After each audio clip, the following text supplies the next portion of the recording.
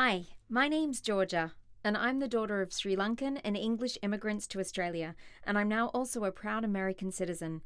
I'd like to acknowledge the traditional owners of the land on which we have the honour of recording and producing this show, the Tongva people, and recognise their continuing connection to land, waters, and culture. I pay my respect to their elders past, present, and emerging. Hi, I'm Georgia, and you're listening to Talking and Stuff, a podcast for younger folks to talk about real stuff. The stuff that they want to talk about and think about, and even sometimes just laugh about in a safe place. It's a place for the stuff that isn't easy, the stuff that is confusing, that hurts, that's a bit scary, or that you wish more folks would talk about. Some of the things we do talk about might bring up a lot of feelings and thoughts for you. If anything you hear here worries you, please reach out to someone you trust and tell them how you're feeling.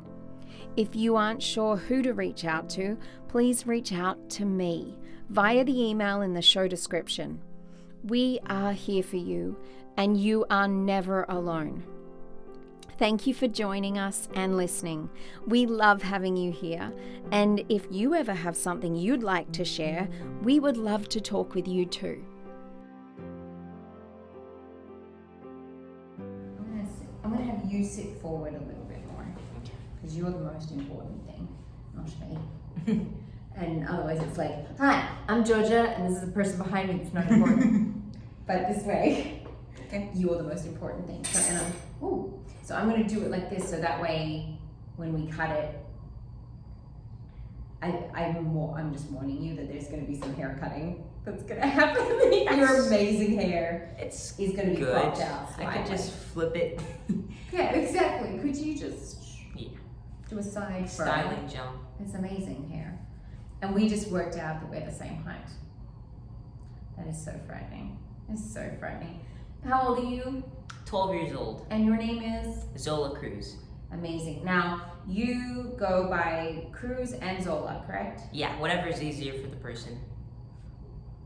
Explain to me why you have that name that is sort of both.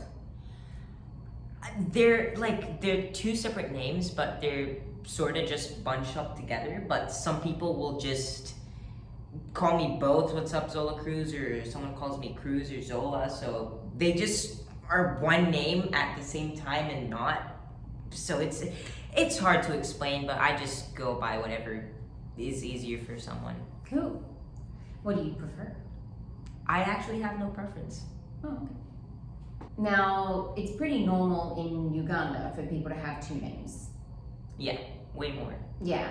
So you're from Uganda? Yes. Cool. And when did you move here? About 2 or 3 years ago, maybe. Yeah, like late December 2018.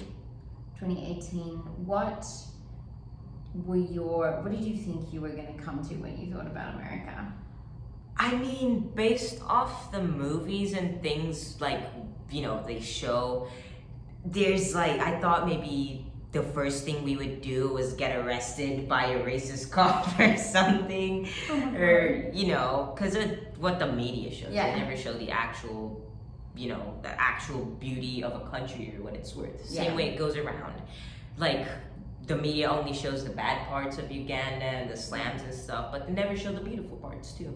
So that's true. Or they show the beautiful parts and make it seem bad. Like safari. Like it's either safari or it's a ghetto. Yeah. And so much more to Uganda. So much more. Yeah.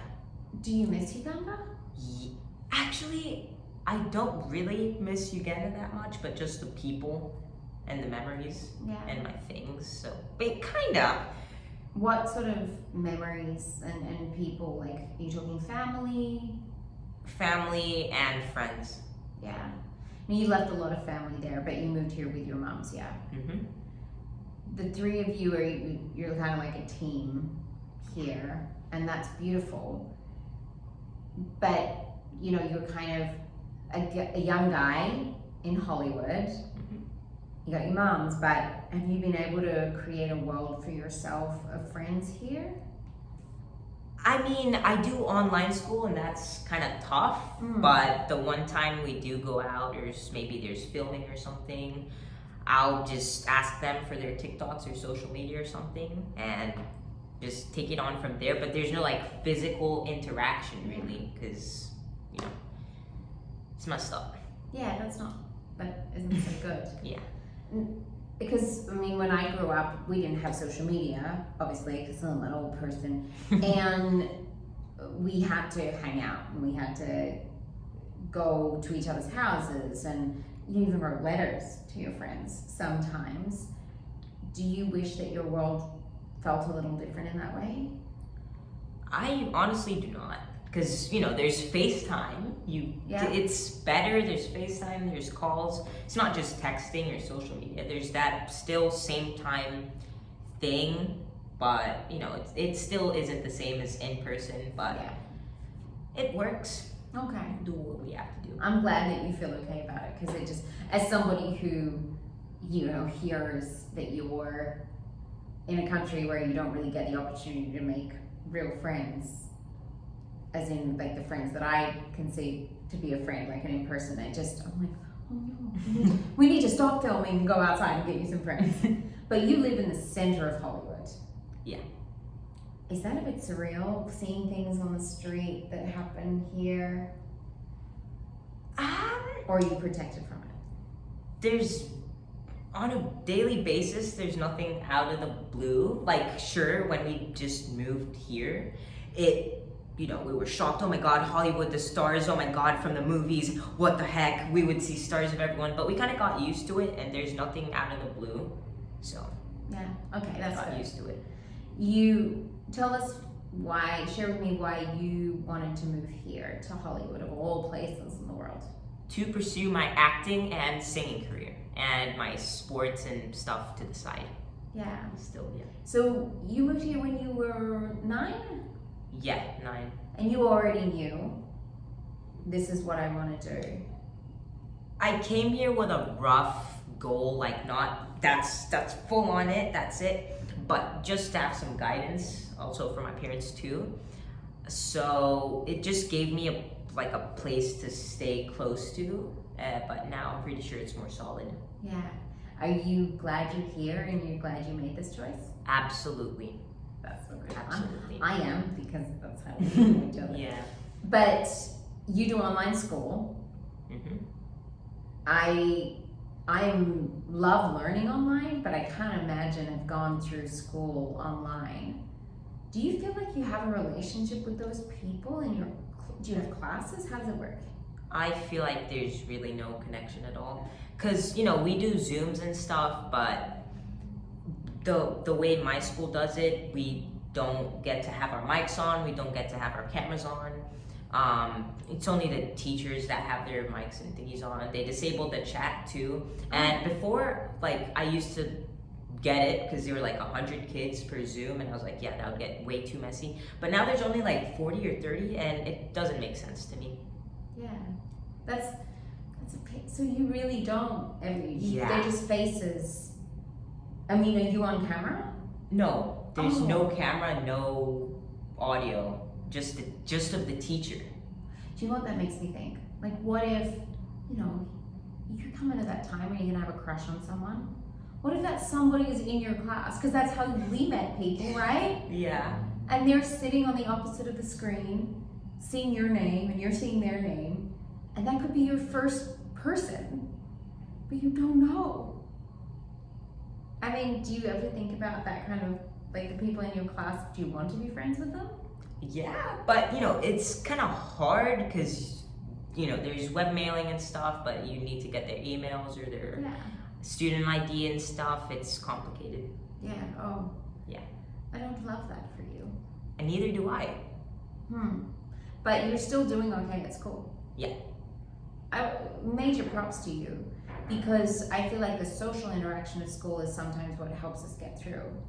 So I guess when everyone went on Zoom, you were like, please, I know how to do this. Let me show you how you do online school. It probably was no different for you, right? Yeah. Wow. I didn't think of the people that were already doing that. You've been living the life that so many people complain about. that's your way of school. So good on you for like being good at it, even though it's not ideal. But, you know, your career calls, right? Duty calls. Exactly. Okay, so you mentioned singing, and I've known since the beginning of being your friend how much singing means to you. Talk to me about your love for singing and what that's been in your life. To me, I love things I'm good at, you know? I'm pretty sure to anyone. And the way I found out I was good at singing was my mom was just, you know, messing around cooking. She was like, "Ah!"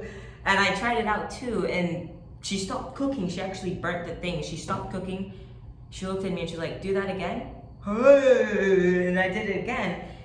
And it sounded good to them. It sounded good to me. And I sort of liked it from then. I took it more seriously. And here I am now. So. Wow. And you did sort of operatic singing. You've always preferred classical music, which is not what you usually expect. Yeah. What is it about classical music? It's just different, you know? It can calm you down yet give you energy. It's every genre of music is a different type of world to different people. And people will call me weird for this, but I like classical and rap, possibly the two opposites. That's so cool. Yeah. You should try and combine those two. I have thought about that, but I haven't really done it yet. But we'll work on it. Yeah. That's what you just gave me an idea. But singing is the thing that you love so much. You're choosing a different path. You know, a lot of singers your age are thinking pop or musical theater. That's what I did. You know, and that's where you put your focus. What would you see a career like? Part of me wants to be like, you should be the first ever classical music rapper, because that is a niche that needs to be filled. But do you have a vision of where you want your career to go with singing?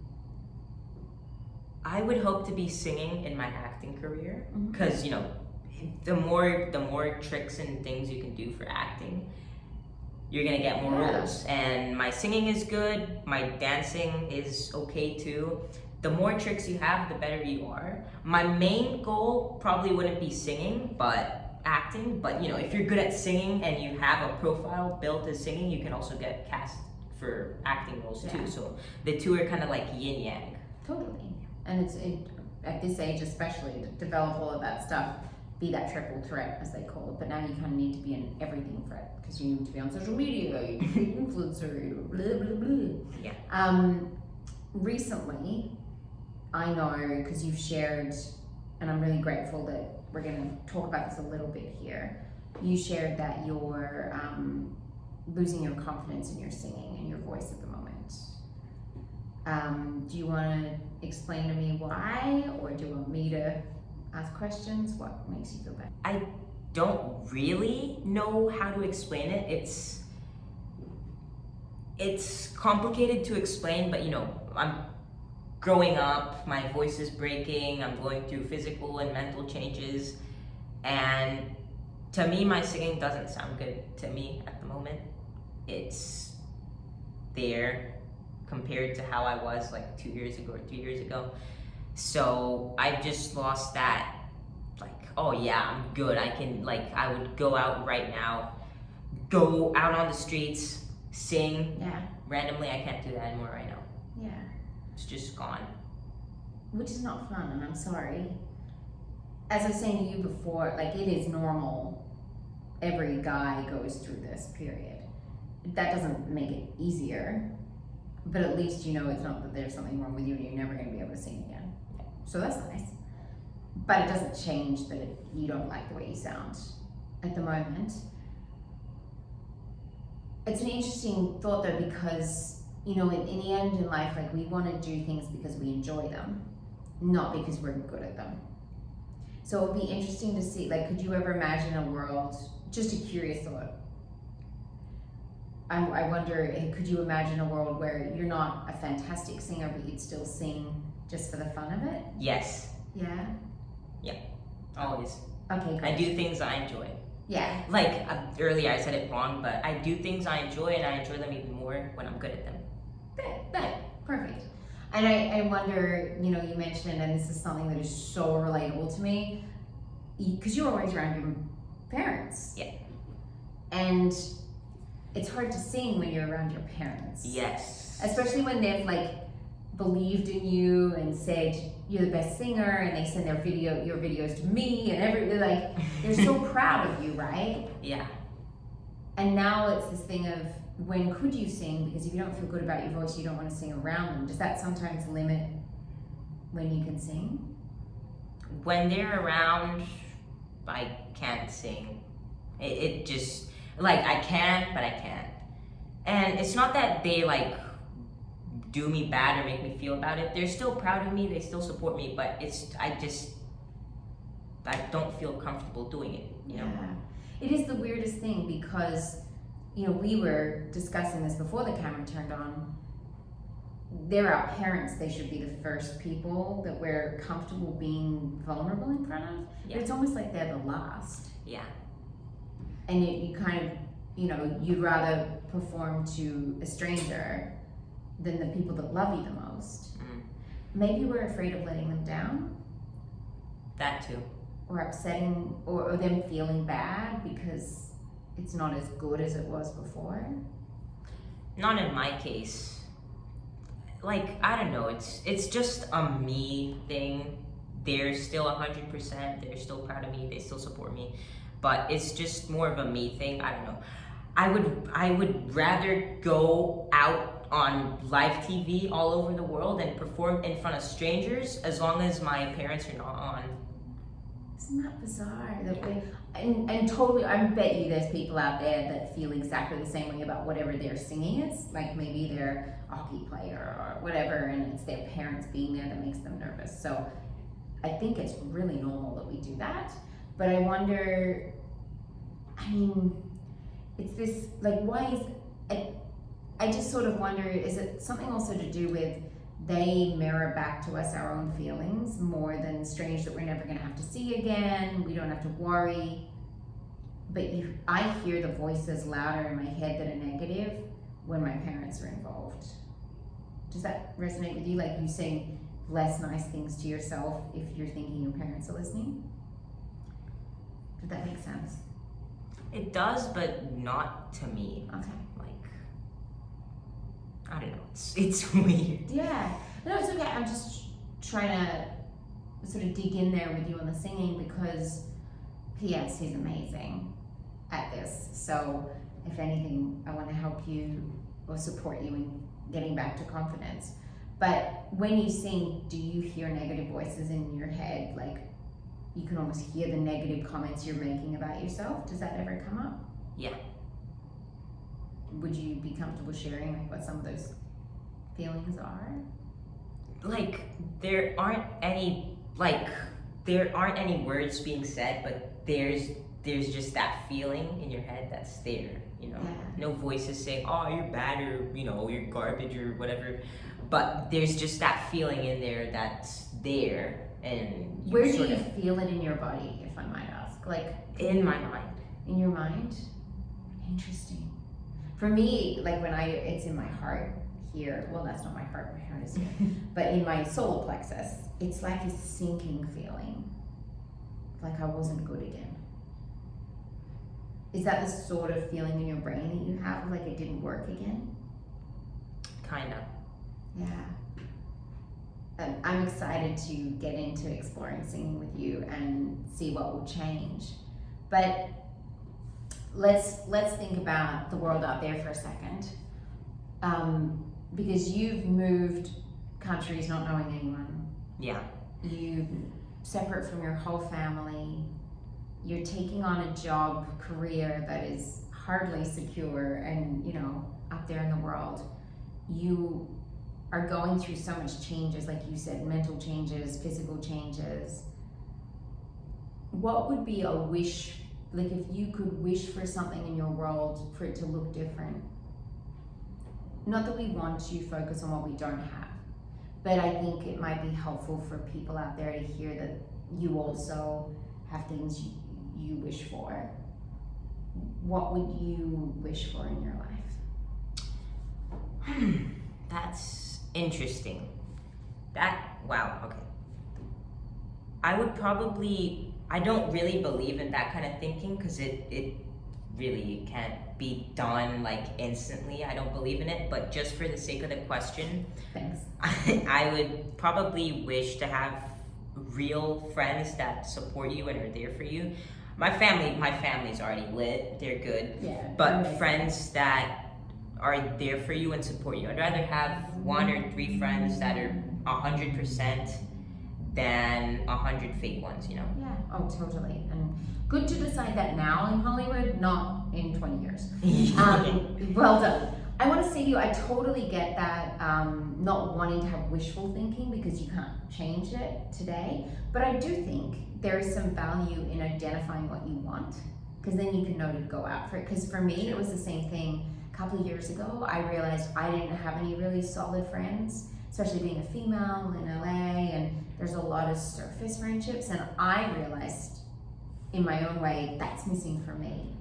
And so I went out of my way to think, well, who are the people that I can rely on? And then work on those relationships. And build, like, even if in your soccer playing, if there's a couple of kids that you're like, hang on, actually, they could be like working on it. So I don't mean that you should wish for like, I want a unicorn. And it's not fair. Georgia said I could wish for anything.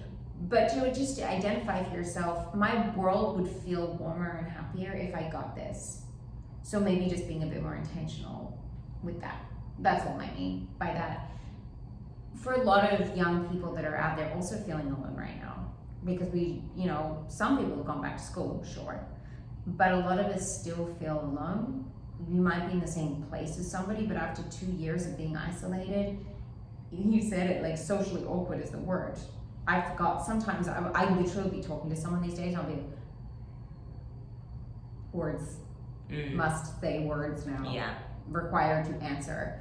And I never used to be like that. So I think the world has tricked us. So I think there are other people out there that feel the same way, even though they haven't been on online school forever.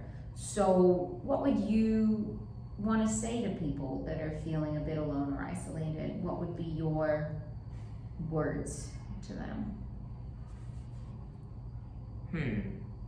Big moment. Yes, this is your moment.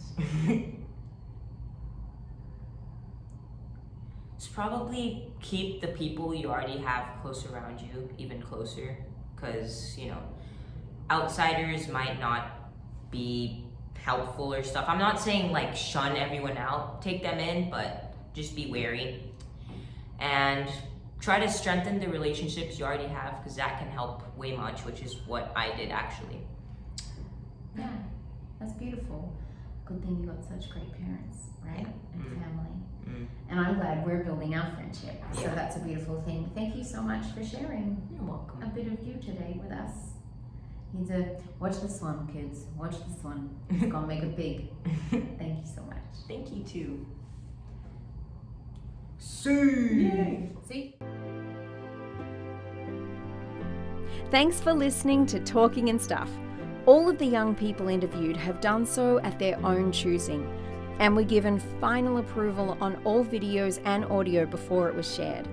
This is their story, their thoughts and feelings, and it is my honor to share them with you all.